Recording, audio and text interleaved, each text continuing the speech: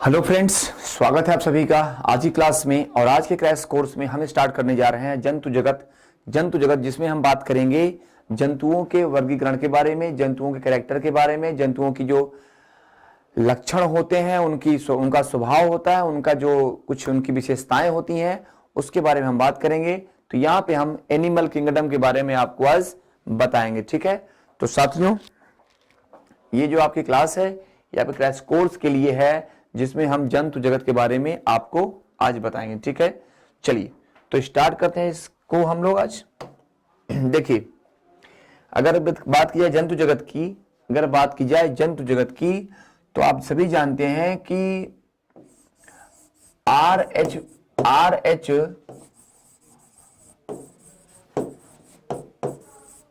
इनका नाम क्या था? आर एच विटेकर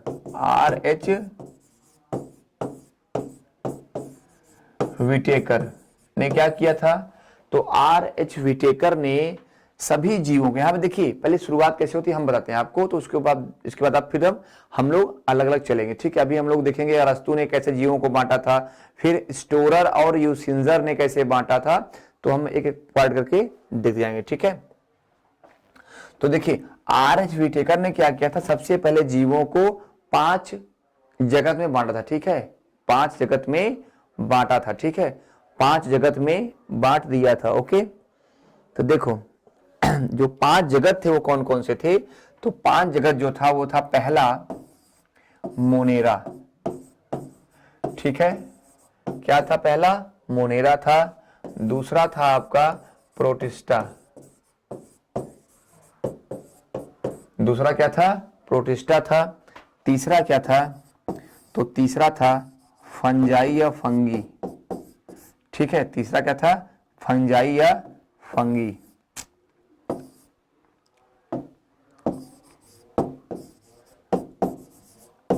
फंजाई, ठीक है। चौथा क्या था? एनिमैलिया।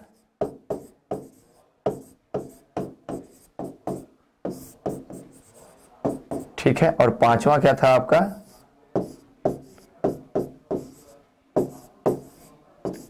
तो प्लांटी, ठीक है। तो पांचवा क्या था? प्लांटी। तो यहां पे देखिए आर एच विटेकर ने क्या किया था? तो आर एच विटेकर ने पूरे जैव जगत को 5 जगत में विभाजित किया था। किसमें? मोनेरा में, प्रोटिस्टा में, फंजाई में, एनिमैलिया में और प्लांटी में। मोनेरा में वे जीव रखे गए थे, मोनेरा में वो जीव रखे गए थे जो कैसे थे? प्रोकैरियोटिक थे। कैसे थे? प्रोकैरियोटिक, यानी नीली हरे शैवाल और जीवाणुओं को। इसमें किसको रखा गया था? प्रोकैरियोटिक, यानी जो आपके जीवाणु और नीली हरी शैवालों को इसमें रखा गया था। इसमें किसको रखा गया था? इसमें रखा गया था प्रोटोजोवंस को। किसको रखा गया था? प्रोटोजोवंस को रखा गया था। और फंजाई में किसको रखा गया था? तो फंजाई में कवक होते हैं ना, कवक, फफूंद, तो फंजाई में कवकों को रखा गया था, ठीक है। फंजाई में कवकों को रखा गया था। और एनिमैलिया में जंतुओं को रखा गया था। और प्लांटी में पौधों को रखा गया था, ठीक है। तो आर एच विटेकर ने पूरे जैव जगत को 5 जगत में विभाजित किया था, जिसमें मोनेरा में जीवाणु और नीली हरी शैवाल, प्रोटिस्टा में प्रोकैरियोट आपके प्रोटोजोवंस, फंजाई में कवक, एनिमैलिया में जंतु और प्लांटी में पौधों को रखा गया था, ठीक है। चलो अब देखते हैं, अगर बात की जाए जीवों को वर्गीकृत करने की, तो जीवों को जो है सबसे पहले अरस्तु ने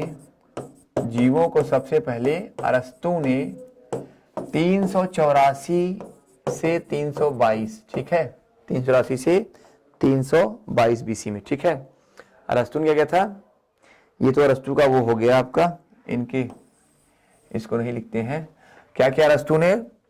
अरस्तु ने जीवों को सबसे पहले विभाजित किया था। क्या किया अरस्तु ने? सबसे पहले जीवों को वर्गीकृत किया, ठीक है। कैसे रखा उन्होंने? तो देखिए अरस्तु ने क्या किया? अरस्तु ने जीवों को समताओं और विषमताओं, या समानता और असमानता, समानता और विषमता के आधार पर अरस्तु ने इसके आधार पर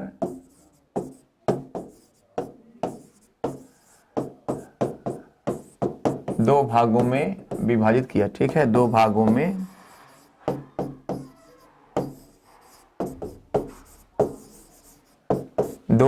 विभाजित किया। ठीक है, दो भागों में विभाजित किया। कैसे? जो पहला उन्होंने किया विभाजन, तो जो पहला विभाजन था वो था एनाइमा। क्या था वो? एनाइमा। ठीक है, एनाइमा क्या है? तो क्या था एनाइमा?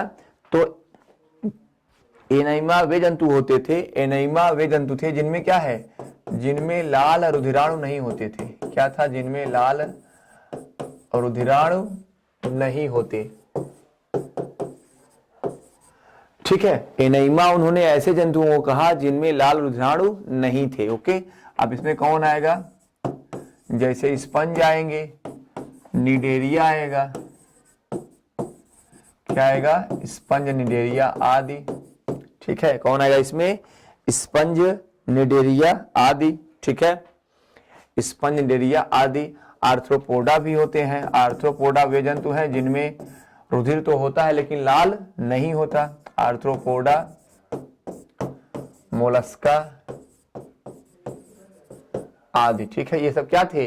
इनमें क्या था? इनमें आरबीसी कणिकाएं नहीं होती। ठीक है, इनमें आरबीसी कणिकाएं नहीं होती थी। क्लियर है? और ये सभी कैसे थे? ये सभी अकशेरुकी थे। ये सभी क्या थे? ये सभी अकशेरुकी थे। अकशेरुकी का मतलब क्या होता है? अकशेरुकी का मतलब होता है कि इनमें क्या थी? रीढ़ की हड्डी नहीं थी।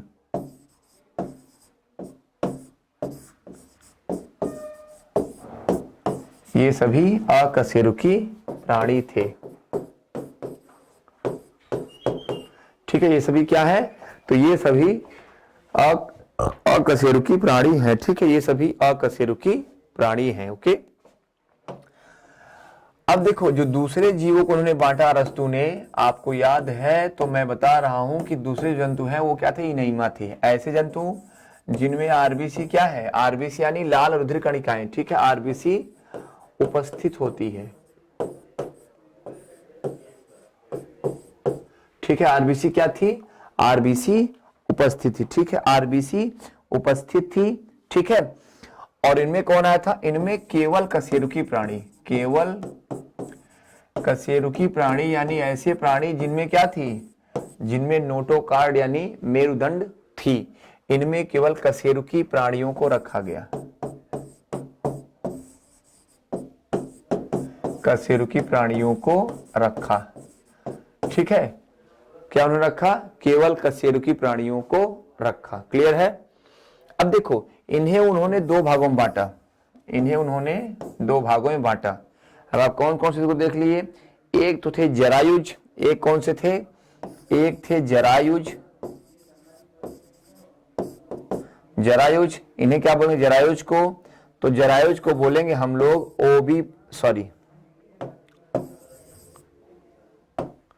इन्हें बोलेंगे विविपारा। क्या कहेंगे इन्हें? विविपारा कहेंगे। और दूसरे क्या है? अंडयूज है।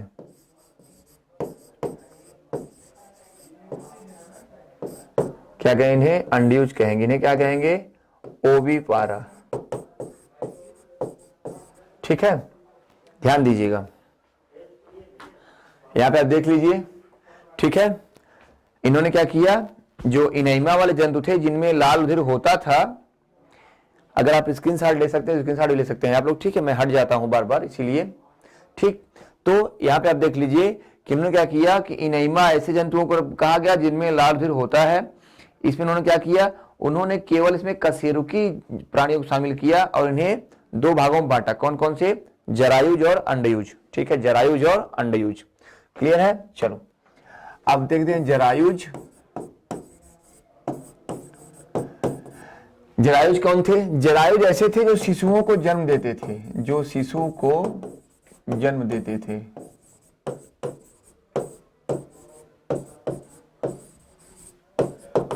ठीक है, जरायुज क्या करते हैं? जरायुज शिशुओं को जन्म देते हैं। ठीक है, जरायुज शिशुओं को जन्म देते हैं। अब इसमें कौन आएगा? जैसे मनुष्य, जैसे मनुष्य, पशु आदि, ठीक है, मनुष्य, पशु आदि। और अंडयुज कौन है? अंडयुज कौन है? अंडे देने वाले जंतु, अंडे देने वाले जीव, ठीक है। इसमें कौन था? अंडयुज में आपके अंडे देने वाले जंतु आएंगे। इसमें कौन आएगा? अंडे देने वाले जंतु आएंगे, ठीक है। अब इसमें कौन आएगा? मछलियां आएंगी, मछलियां आएंगी। सरीसृप आएंगे। सरीसृप कौन होते हैं? जो रेंगने वाले जंतु होते हैं, मछलियां, सरीसृप, छिपकली।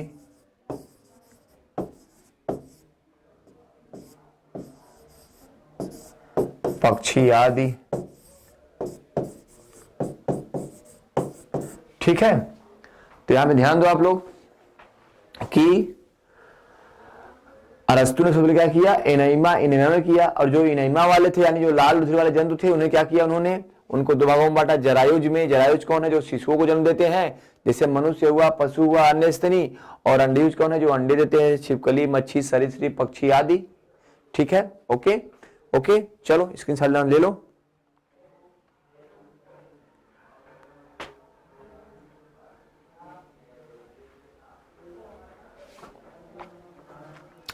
ओके चलो, अब देखो स्टोरर। बाद में कौन आता है? स्टोरर और यूसेंजर। स्टोरर और यूसेंजर। स्टोरर और यूसेंजर ने क्या किया?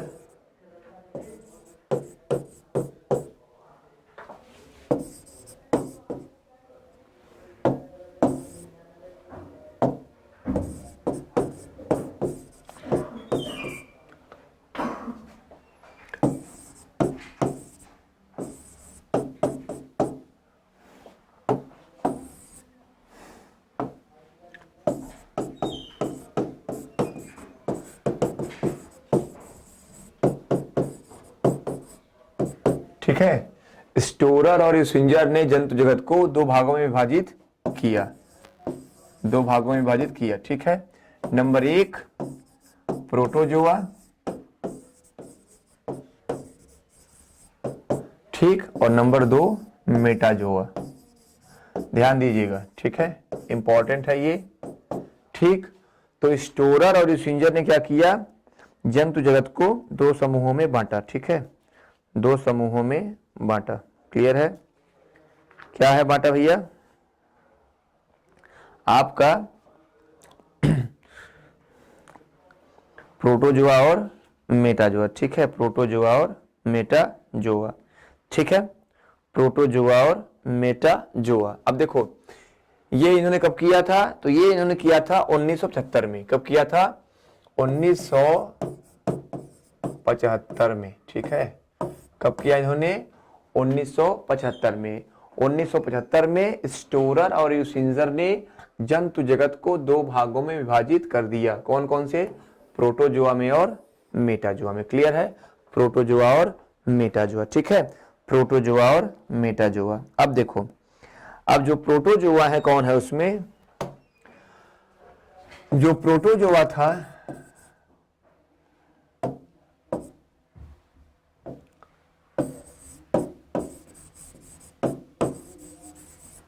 जो प्रोटोजोआ था उसमें किसको रखा गया? उसमें एक कोशिकीय जीवों को रखा गया। किसको रखा गया? एक कोशिकीय जीवों को रखा गया। कौन है ये? यूनिसेल्यूलर,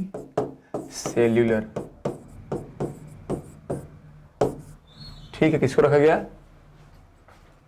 यूनिसेल्यूलर, यानी एक कोश की जीवों को रखा गया, ठीक है, एक कोश की जीवों को रखा गया, ठीक है। इसका मतलब अगर देखा जाए तो प्रोटो का मतलब क्या होता है? प्रोटोस, जिसका मतलब होता है क्या? प्रथम यानी फर्स्ट। और जोआ का मतलब क्या होता है? जून होता है, जिसका मतलब होता है जंतु, ठीक है। तो ये कौन है? ये प्रथम जंतु है, ठीक है, ये प्रथम जंतु है, ठीक है। चलो अब अगर बात करें मेटाजोआ की, मेटाजोआ को, तो इसमें दो को रखा गया, ठीक है, किसको रखा गया?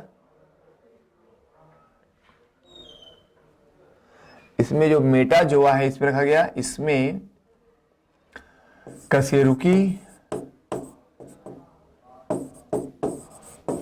इसमें कशेरुकी और अकशेरुकी, कशेरुकी और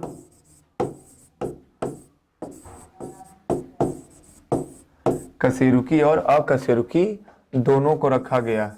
ठीक है,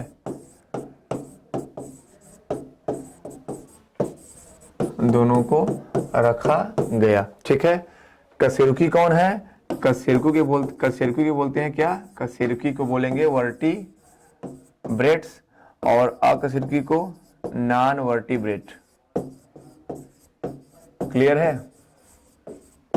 ठीक है, कशेरुकी क्या बोलते हैं? कशेरुकी को वर्टिब्रेट्स बोलते हैं और अकशेरुकी को नॉन वर्टिब्रेट कहते हैं। ठीक है, तो जो मेटाजोआ है उसमें कशेरुकी और अकशेरुकी दोनों को रखा गया। क्लियर है? कशेरुकी और अकशेरुकी दोनों को रखा गया। ठीक है, तो यहां पर देख लो, हमने आपसे बात क्या बताई आपको कि सबसे पहले जो है क्या किया, अरस्तु ने जीवों को समानताओं और उनकी असमानताओं के आधार पर दो भागों में बांटा, दो समूहों में बांटा, एनाइमा और इनाइमा। एनाइमा क्या है? ऐसा समूह है जिसमें आरबीसी कणिकाएं नहीं होती थी। ठीक है, और ये कौन थे? ये स्पंज थे, ये आपके आर्थ्रोपोड्स थे, ये आपके मोलस्का थे, ये आपके निडेरियंस थे। ठीक है, ये सभी थे। ठीक है, और जो दूसरा हुआ तो दूसरा क्या था? इनइमा था। क्या था? इनइमा। तो इनइमा में ऐसे जंतुओं को रखा गया जिनके पास आरबीसी कणिकाएं होती थी। और आरबीसी कणिकाओं की अगर बात की जाए तो इसमें मुख्य रूप से मनुष्यों को, पशुओं को और अन्य स्तनियों को रखा गया। ठीक है, अन्य स्तनियों को रखा गया। अब जो इनइमा वाले जंतु थे जिनमें आरबीसी थी, ध्यान देना, जिनमें आरबीसी थी उनको क्या किया गया? उनको अरस्तु ने दो भागों में बांटा। ठीक है, दो भागों में बांटा। कौन कौन सा? एक अंडयुज जो अंडे देते थे, जैसे आपके छिपकली, सर्प, मछलियां, पक्षी, ये सब हो गया। और दूसरे में क्या? जरायुज। जरायुज कौन था? जो बच्चे पैदा करते, जैसे मनुष्य हो गया, पशु हो गया और अन्य स्तनी हो गए। क्लियर है? तो यहां पर इनइमा और एनाइमा के बाद जो है जरायुज और अंडयुज। ठीक है, अब जो आपका क्या हुआ कि उसके बाद 1975 में आ गए दो वैज्ञानिक, स्टोरर और यूसिंजर आ गए। इन दोनों ने क्या किया कि इन दोनों ने सभी जंतुओं को दो जगत में बांट दिया, दो जगत में बांट दिया। कौन कौन सा? एक आपका प्रोटोजोआ और एक आपका मेटाजोआ। ठीक है, प्रोटोजोआ में उनको रखा गया जो क्या थे? जो प्राथमिक जीव थे, यानी जो एक कोष की थे, मोनोसेलुलर थे। ठीक है, इसमें आपके अमीबा आते हैं, पैरामीशियम आता है, यूग्लिना आता है, प्लाज्मोडियम, ये सब आते हैं। ठीक है, और मेटाजोआ में किसको रखा गया? मेटाजोआ में ऐसे रखा गया जीवों को जिनमें कशेरुकी और अकशेरुकी दोनों थे, यानी नोटोकार्ड वाले और बिना नोटोकार्ड वाले। ठीक है, कार्डेट और नॉन कार्डेट। क्लियर है? तो यहां पे क्या गया? कशेरुकी और अकशेरुकी दोनों प्राणियों को किसमें रखा गया? मेटाजोआ में। क्लियर है? यहां तक क्लियर हो गया? चलो अब देखो, यहां पे आप एक नाम आपने और सुना होगा, कैरोलस लीनियस।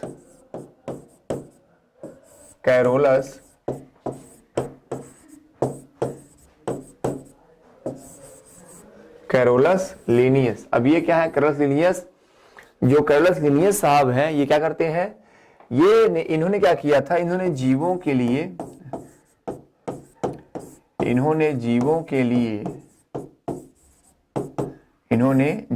लिए द्विनाम पद्धति की शुरुआत की थी। द्विनाम पद्धति का प्रचलन किया।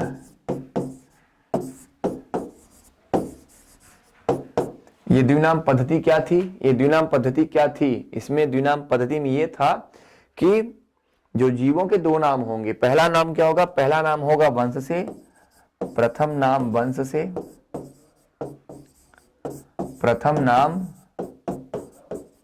वंश से और दूसरा नाम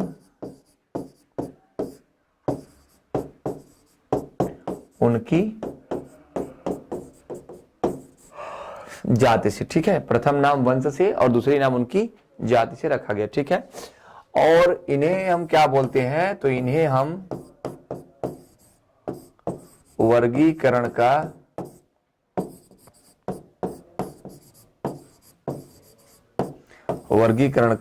जनक कहते हैं। किसे? कैरोलस लिनियस को क्या बोलते हैं? इन्हें हम वर्गीकरण का जनक कहते हैं, ठीक है। कैरोलस लिनियस को वर्गीकरण का जनक कहते हैं, ठीक। चलो, तो यहाँ पे आगे बढ़ते हैं हम लोग। अब आते हैं हम लोग पार्टिकुलर एक एक जंतुओं को, हम लोग एक एक संघ को हम लोग देखेंगे, ठीक है। देखो, जो पहला था प्रोटोजोआ, ठीक है, पहला था प्रोटोजोआ, तो हम पहला देखेंगे प्रोटोजोआ, ठीक है। प्रोटोजोआ, ठीक है। क्या है? प्रोटोजोआ। प्रोटोजोआ क्या है भैया? मैंने बताया आपको, प्रोटोस मतलब प्रथम होता है, प्रोटोस मतलब प्रथम हो गया ना, और जोआ माने जून यानी जंतु। तो ऐसे जंतु क्या है? इस सृष्टि के प्रथम जंतु माने जाते हैं, ठीक है। ये क्या है? इस सृष्टि के प्रथम जंतु माने जाते हैं। ये कैसे होते हैं? ये रचना में सरल होते हैं और एक कोशिकीय होते हैं। कैसे होते हैं?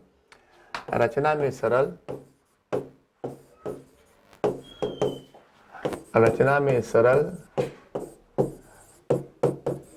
और एक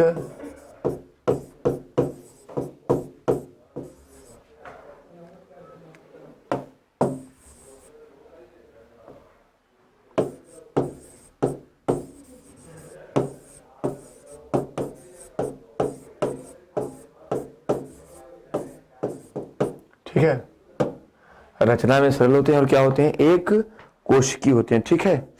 अब देखो यहां से क्वेश्चन क्या फंसता है? क्वेश्चन आता है कि प्रोटोजोआ जंतुओं में गमन कैसे होता है? प्रोटोजोआ के जंतुओं में गमन कैसे होता है, यानी लोकोमोशन, ठीक है। प्रोटोजोआ के जंतुओं में गमन कैसे होता है, यानी लोकोमोशन, ठीक है, लोकोमोशन। अब देखो, जो गमन होता है वो कैसे होता है? तो इसमें जो प्रोटोजोन्स होते हैं, इसमें आपके अमीबा आते हैं। इसमें किसको रखा गया है? अमीबा को रखा गया है, पैरामीशियम को रखा गया है,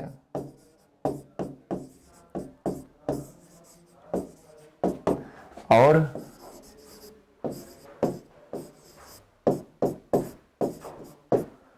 यूग्लिना आदि को रखा है, ठीक है। इसमें कौन को रखा गया है? अमीबा है, पैरामीशियम है, आपका यूग्लिना है, आपका प्लाज्मोडियम है,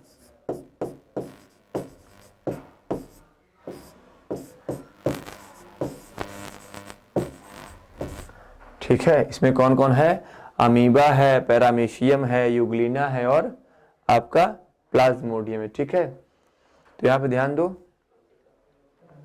कि प्रोटोजोन्स कैसे होते हैं? रचना में सरल और एकोष्की होते हैं और इस सृष्टि के प्रथम जंतु माने जाते हैं, ठीक है। अब आओ देखते हैं गमन, इनमें देखते हैं।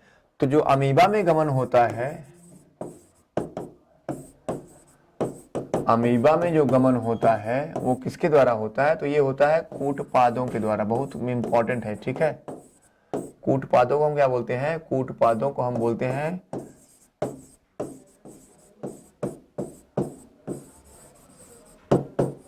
स्यूडोपोडिया, ठीक है। क्या बोलते हैं इन्हें? स्यूडोपोडिया कहते हैं। ध्यान रखना, अमीबा में गमन जब भी पूछेगा क्या होगा? अमीबा में गमन कैसे होता है? अमीबा कैसे होता है? ठीक है, अमीबा ऐसे होता है। अमीबा क्या है? अमीबा हर पल क्या करता है? अपनी आकृति को बदलता रहता है, ठीक है। क्या करता है अमीबा? अमीबा हमेशा अपनी आकृति चेंज करता रहता है, ठीक है। अमीबा हमेशा अपनी आकृति चेंज करता रहता है, ठीक है। और यह होता कहाँ है? तो यह तालाबों में होता है, तालाबों में होता है, पोखरों में, झीलों में आदि में होता है, ठीक है।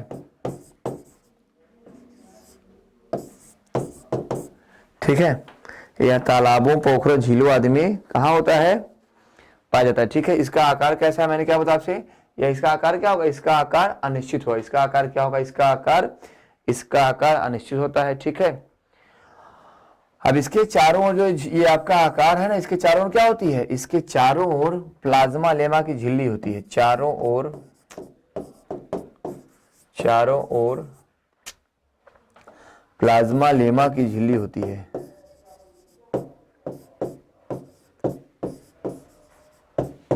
प्लाज्मा लेमा झिल्ली होती है।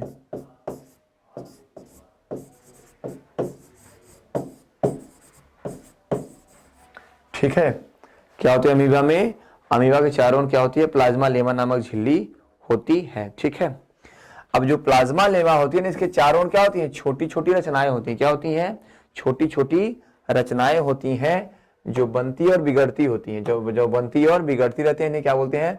जो बनती और बिगड़ती रहती है, इन्हें क्या बोलते हैं? इन्हें स्यूडोपोडिया या कूटपाद कहते हैं। इन्हें क्या बोलते हैं? स्यूडोपोडिया या कूटपाद कहते हैं। ठीक है, ये क्या है? इनके गमन अंग होते हैं। क्लियर है? इन्हें ये क्या होते हैं? इनके गमन अंग होते हैं। ठीक है, तो यहाँ पे इंपॉर्टेंट है कि अमीबा में क्या होता है? गमन कैसे होता है? तो अमीबा में गमन कैसे होगा भैया? कूटपादों के द्वारा या स्यूडोपोडिया के द्वारा होगा। ठीक है, चलो आगे देखते हैं दूसरा। अब अगर बात करें यूग्लिना की,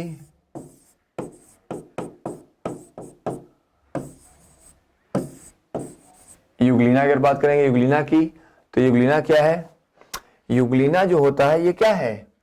ये पादप और जंतु के मध्य एक संयोजक कड़ी है। क्या है? एक संयोजक कड़ी है। इसका मतलब क्या होता है?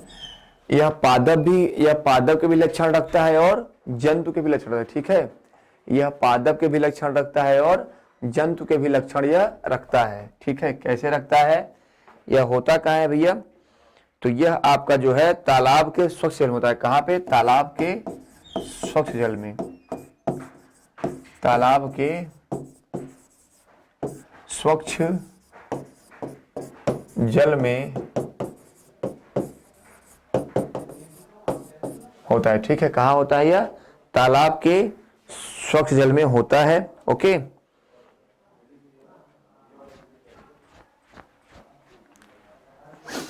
ठीक, और इसमें क्या होती है? इसमें अब जिस तालाब में यह रहेगा, उस तालाब पे क्या होगा? उस तालाब पे पूरा हरे रंग का एक परत बन जाएगा। ठीक है, हरे रंग की परत बन जाएगी। क्यों? क्योंकि यूग्लिना, इसमें क्या होगा? यूग्लिना के शरीर में क्या होता है? पर्णहरिम होता है। पर्णहरिम होता है। अब ध्यान रखो, पर्णहरिम यानी क्या होता है? क्लोरोफिल।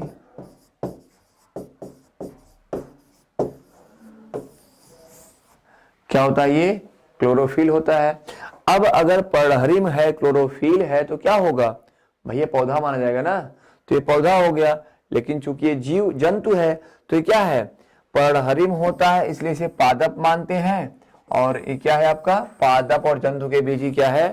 पादप और जंतु के बीच की एक संयोजक कड़ी है। संयोजक कड़ी का मतलब क्या होता है? कनेक्टिव लिंक है। क्या है? कनेक्टिव लिंक है। ठीक है, संयोजक कड़ी के रूप में होता है कौन? यूग्लिना पादप और जंतु के मध्य की। ठीक है, चलो अब देखो आप इसकी जरा देख रहे संरचना है यूग्लिना की।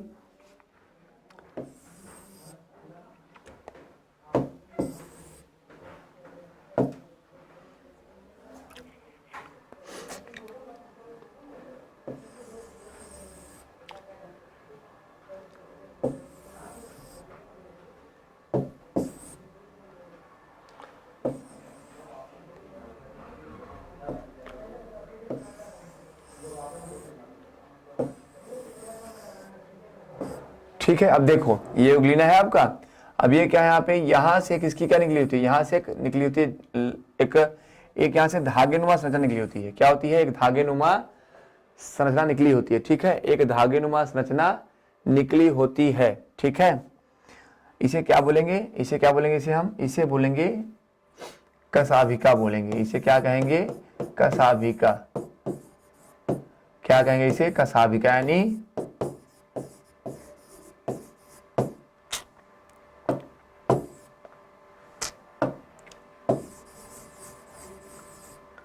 फ्लैजेला कहेंगे। ठीक है, तो यूग्लिना में ये क्या है आपका, ये कसाबिका क्या है, इसका गमन अंग है। क्या है, इसका गमन अंग है। ठीक, क्या है यूग्लिना, यूग्लिना का क्या है, कसाबिका जो होती है क्या है, यूग्लिना का एक गमन अंग होता है। ठीक है, गमन अंग होता है। ठीक है,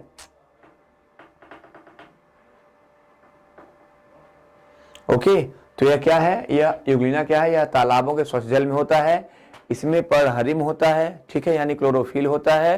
तो यह क्या करता है, यह पादपों की भांति प्रकाश संश्लेषण के दौरान अपना भोजन निर्मित करता है। ठीक है, अपना भोजन निर्मित करता है।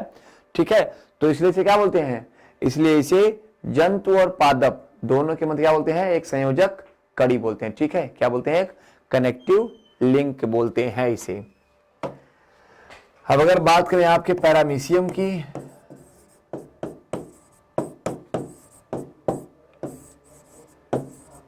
पैरामीशियम, तो पैरामीशियम क्या है, पैरामीशियम का, ठीक है, देखो पैरामीशियम क्या है, यह कैसा होता है, तो यह आपका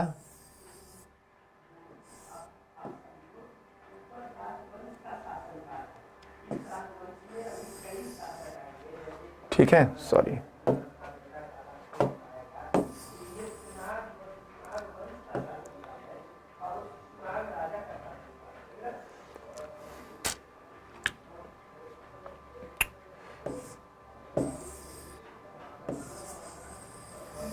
ठीक है, ये कैसा होता है, ये अब देखो ये क्या है, पैरामीशियम। यहाँ पे क्या है, इसके चारों तरफ क्या होती हैं, ऐसे बड़ी बड़ी एक संरचनाएं निकली होती हैं। ठीक है, एक बड़ी बड़ी ऐसे संरचना निकली होती है। ठीक है,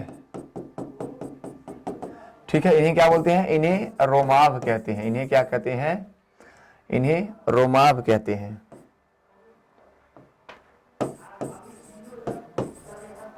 ठीक है, इन्हें क्या बोलते हैं, सीलिया कहते हैं। क्या कहते हैं, सीलिया। अब ये रोमाभ क्या है, ये पैरामीशियम के गमन अंग है। ये क्या है, पैरामीशियम के गमन अंग है। ठीक है, ये पैरामीशियम के गमन अंग है। ठीक है, इसका आकार कैसा होता है, तो इसका आकार चप्पल के, इसका आकार कैसा होता है, तो इसका आकार चप्पल के तलवे जैसा होता है। ठीक है, इसका आकार कैसा होता है, चप्पल के तलवे जैसा होता है। ठीक है, तो यहां पे देखो अमीबा में गमन कैसे होता है, तो अमीबा में गमन जो होता है वो होता है आपका कूटपादों के द्वारा। जो यूग्लिना होता है उसमें गमन होता है किसके द्वारा, कसाबिका के द्वारा। और जो पैरामीशियम इसमें कहता है सीलिया या रोमाफ के द्वारा गमन होता है। ठीक है, चलो अब एक इसमें और जंतु आता है आपका प्लाज्मोडियम।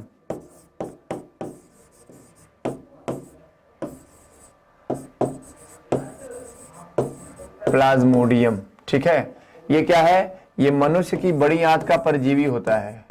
क्या होता है ये, मनुष्य की बड़ी आंत का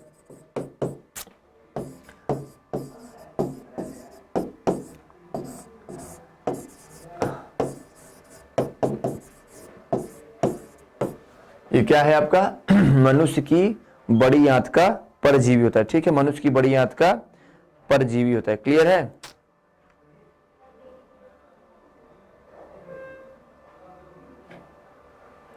ठीक है। और ये कैसा परजीवी है आपका, रोगजनक परजीवी है। कैसा परजीवी है, रोगजनक परजीवी है। यानी क्या करता है ये रोग उत्पन्न करता है। देखो यहां पे ध्यान रखो,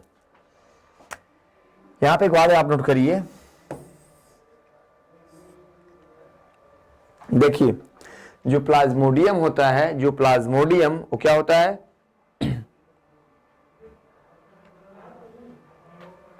यह आप में मलेरिया रोग का कारण बनता है। क्या करता है यह, मलेरिया रोग का, यह मलेरिया रोग का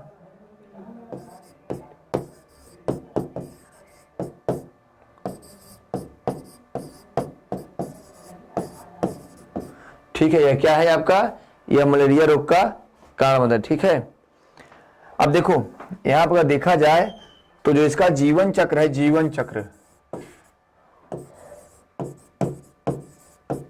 इसका जीवन चक्र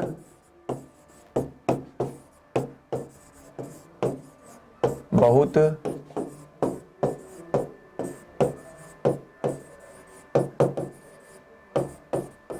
इसका जीवन चक्र क्या है? इसका जीवन चक्र बहुत जटिल होता है। ठीक है, जो प्लाज्मोडियम है इसका जीवन चक्र क्या है? बहुत जटिल होता है। ठीक है, अब देखिए तो कैसा जटिल है इसका? इसका कुछ भाग इसके जीवन का जो कुछ भाग होता है क्या होता है? इसके जीवन का कुछ भाग मनुष्य में और कुछ भाग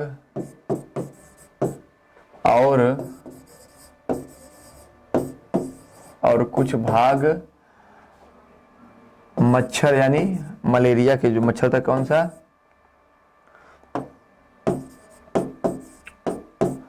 मादा एनाफिलीज मच्छर में होता है।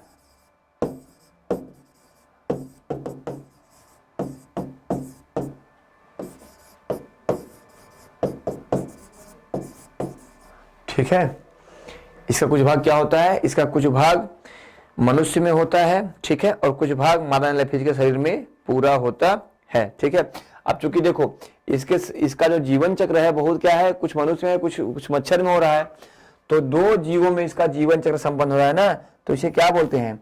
इसे बोलते हैं द्विपोषदी। क्या है ये?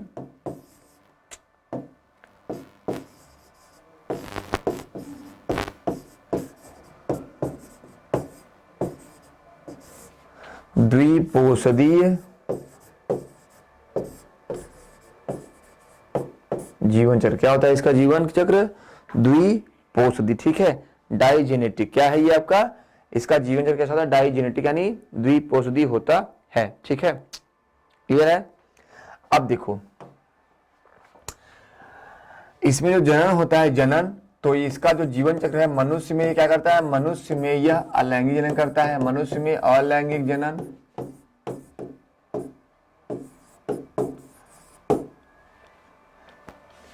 ठीक है। जो प्लाज्मोडियम है, तो प्लाज्मोडियम का जो जनन होता है प्लाज्मोडियम में, तो प्लाज्मोडियम का मनुष्य में अलैंगिक जनन होता है। अलैंगिक जनन तथा मादा एनाफिलीज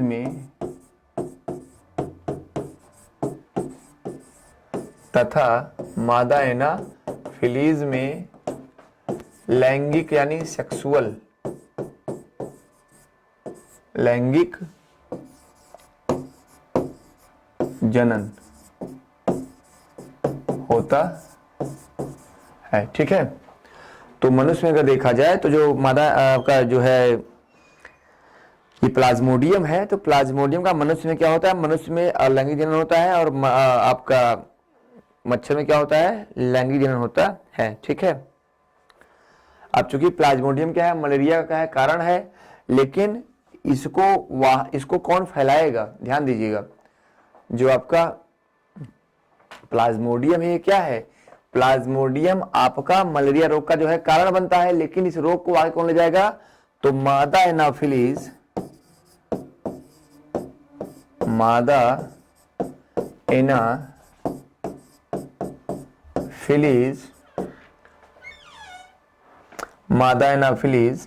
प्लाज्मोडियम का वाहक होती है।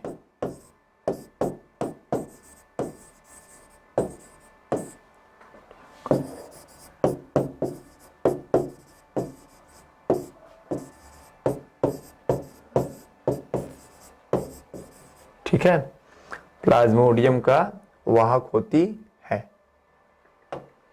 ठीक,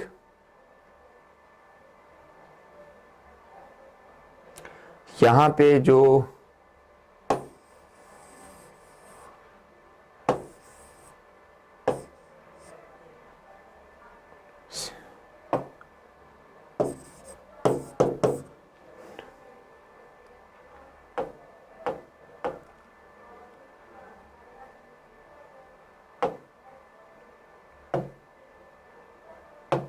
ठीक, जो जो प्लाज्मोडियम है वो बड़ी आंत का परजीवी नहीं, बड़ी आंत का परजीवी कौन सा है आपका एंटमीबा हिस्टोलिटिका। मुझे थोड़ा सा उसी का ध्यान था, किसका, एंटमीबा। एक होता है ना एंटमीबा, एंटमीबा ये करता क्या है, ये मनुष्य के बड़ी आंत में परजीवी होता है, मनुष्य के बड़ी आंत का परजीवी है, बड़ी आंत का परजीवी है, ठीक है, ओके। और क्या करता है, पेचिश रोग उत्पन्न करता है, पेचिश रोग उत्पन्न करता है, ठीक है। क्या करता है ये, पेचिश रोग उत्पन्न करता है, क्लियर है। चलो तो आपका ये देख लो आपका कि जो आपका एंटमीबा है वो क्या है, मनुष्य के बड़ी आंत का परजीवी है, और क्या करता है, मनुष्य के बड़ी आंत में अपनी संख्या की वृद्धि करके, संख्या में वृद्धि करके क्या करता है ये उसके आंत में जो आंत की श्लेष्मा होती है ना, म्यूकस, उसको घायल करता है, उसको चोटिल करता है, और वहां पे घाव बन जाता है, जिससे क्या होता है, रक्तस्राव होता है, ठीक है। तो क्या करता है, ये मनुष्य में पेचिश रोग उत्पन्न करता है, ठीक है, ये मनुष्य में पेचिश रोग उत्पन्न करता है, ठीक है। तो यहाँ पे देखो जो प्रोटोजोआ संघ है प्रोटोजोआ जो संघ है वो क्या है हमारा, तो प्रोटोजोआ संघ के बारे में हमने आपसे आज बात की, ठीक है, प्रोटोजोआ संघ के बारे में हमने आपसे आज बात की, ठीक है। अब इसके आगे हम बढ़ेंगे, फिर दूसरा क्या है, देखो अगर देखा जाए दूसरा क्या है, दूसरा है पोरीफेरा, दूसरा क्या है,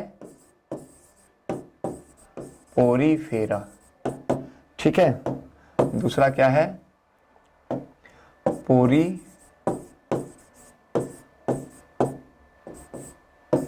पोरीफेरा, ठीक है, दूसरा क्या है पोरीफेरा, ठीक है। अब देखो पोरीफेरा का मतलब ही क्या होता है, पोरीफेरा का मतलब ही क्या होता है, इसका मतलब होता है छिद्रधारक जंतु, क्या होता है, छिद्रधारक जंतु, ठीक है। पोरीफेरा का मतलब क्या है, छिद्रधारक जंतु, अर्थात इनमें छिद्र के रूप में क्या होता है, इनमें छिद्र के रूप में आस्टिया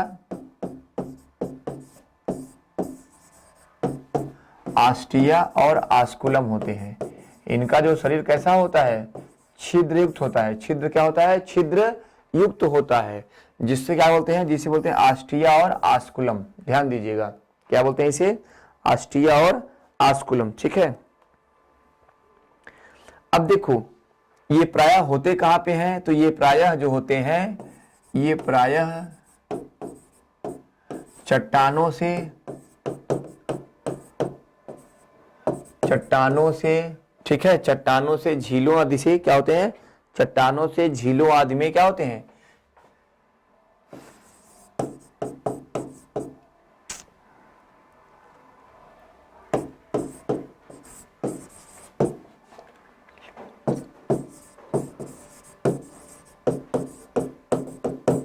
ठीक है। या समुद्रों में, झीलों में क्या करते हैं, समुद्रों झीलों में चट्टानों से चिपके रहते हैं, ठीक है, चिपके रहते हैं,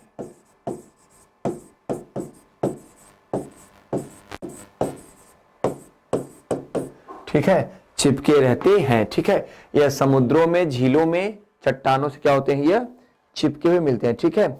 अब देखिए ये कैसे होते हैं, ये होते हैं बहुकोशिकीय, कैसे होते हैं, बहुकोशिकीय होते हैं, मतलब कैसे होते हैं, ये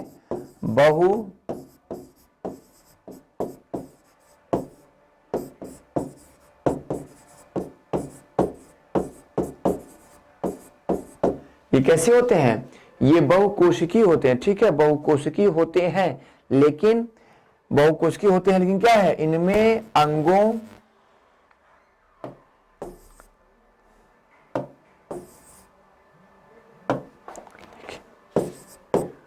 बहुकोशिकीय होते हैं, लेकिन अंगों और ऊतकों का, अंगों और ऊतकों का निर्माण नहीं होता,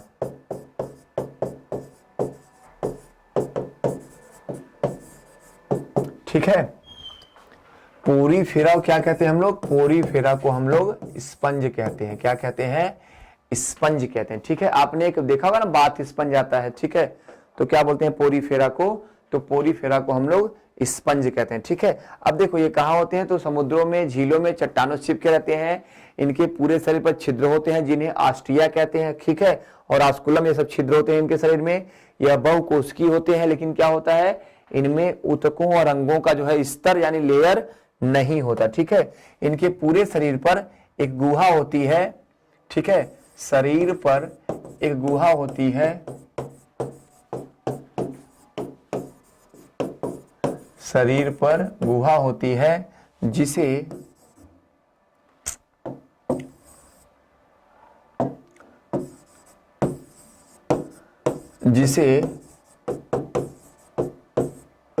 स्पांजोसील कहते हैं। क्या कहते हैं, स्पांजोसील कहते हैं। ठीक है, तो ये सभी क्या होते हैं समुद्री जीव, मतलब कैसे जीव हैं, जलीय जीव हैं। ठीक है, कैसे जीव हैं, समुद्री जीव हैं। ठीक है, अब देखो शरीर पर छिद्र होते हैं तो आस्टिया होता है। ठीक, क्या होता है, आस्टिया होता है। अब देखो जैसे ध्यान दो, यहां पे ऐसे मैं बना दूं, अगर ऐसे ऐसे,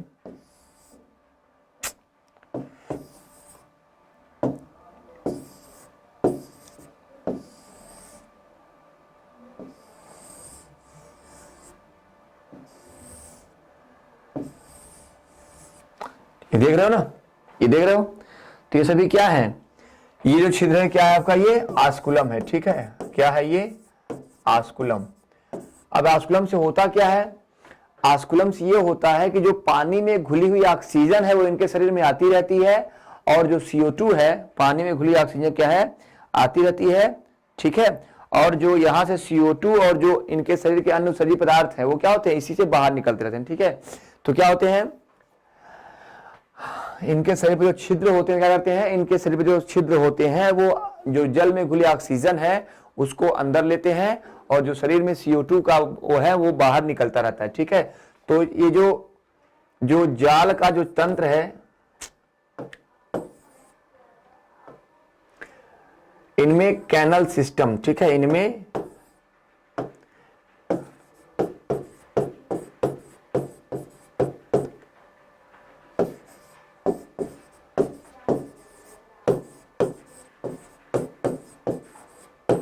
ठीक है, इनमें क्या होता है, इनमें नाल तंत्र होती है यानी कैनल सिस्टम होता है। कहने का मतलब क्या है, जो जल का निष्कासन आ रहा है, हो रहा है ना, जो जल आ रहा है और जा रहा है वो क्या है, तो एक नाल तंत्र के रूप में कार्य करता है। अर्थात क्या है, मतलब ये इनमें एक कैनल सिस्टम होता है। ठीक है, इनमें एक कैनल सिस्टम होता है। ठीक है, इनमें कैनल सिस्टम होता है। क्लियर है, चलो अब देखो इन्हें क्या कहते हैं, इन्हें स्पंज कहते हैं ना हम। तो इसमें कौन कौन आएगा, इसमें कौन कौन रहेगा, इसमें आपका ल्यूकोसोलेनिया आता है।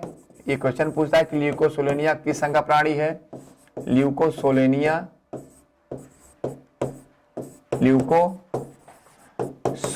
होता है, यूप्लैक्टेला है, यूप्लैक्टेला है। ठीक है, क्या है, यूप्लैक्टेला है, ल्यूकोसोलेनिया है, और आपका यूस्पांजिया है।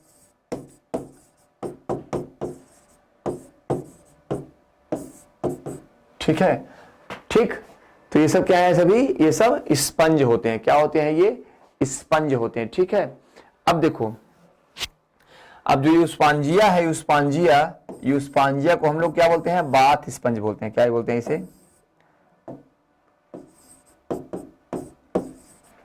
इसे हम लोग बाथ स्पंज कहते हैं। क्या कहते हैं, इसे हम लोग बाथ स्पंज कहते हैं। क्यों बाथ स्पंज कहते हैं, यह जो होता है ना, क्या होता है, ये जो यूस्पांजिया है इसके कंकाल को सुखा लेते हैं, और ठीक है, और इसे क्या करते हैं, इसे सुखा करके क्या करते हैं, नहाने के काम में लाते हैं, नहाने के काम में लाते हैं। इसे क्या बोलते हैं, बाथ स्पंज कहते हैं। अब जो यूप्लैक्टेला है यह क्या है, एक कंकाल के रूप में होता है, और इसे क्या कहते हैं, वीनस फ्लावर बास्केट।